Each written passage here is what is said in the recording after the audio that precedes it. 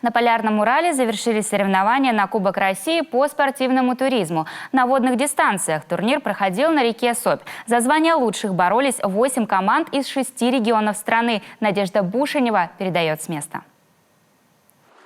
Из-за пандемии соревнования перенесли с июня на сентябрь. Ни эпидобстановка, ни дальняя дорога, ни даже упавший уровень реки не остановили участников. Испытать свои силы на Полярный круг приехали 8 команд из 6 регионов страны.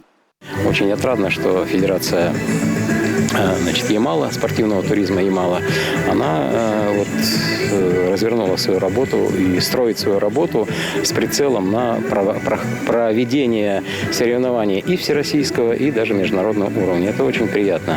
Это и заслуга руководства Федерации, и, конечно же, честь и хвала тем ребятам, которые этим делом занимаются. Соревнования проходили в нескольких дисциплинах. Слалом 4-го уровня сложности проходил как в личном зачете на каяках, так и в групповом на катамаранах.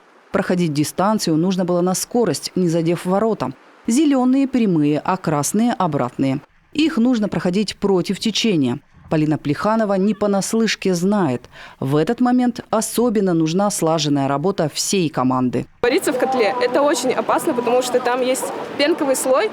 Когда человек туда попадает, то есть это как в сливках воздушных. То есть ты не можешь там выплыть, потому что слишком легкая поверхность. И, получается, утонуть тоже не можешь, потому что сверху, пузыри. И спас-жилета. И спас-жилет, не дает тебе нырнуть. Да, то есть ты не можешь ни вниз, ни вверх. И ты вот так варишься.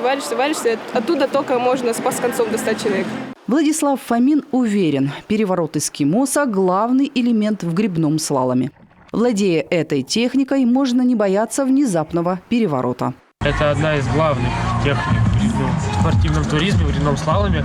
Так как если ты на трассе переворачиваешься, тебе нужно быстро встать назад, чтобы не потерять время, и твоя попытка не ушла в ноль. А после соревнований теплый чай и душевные разговоры. Палаточный лагерь разбили тут же, на берегу Соби. Кубок России по водному туризму на Ямале прошел впервые.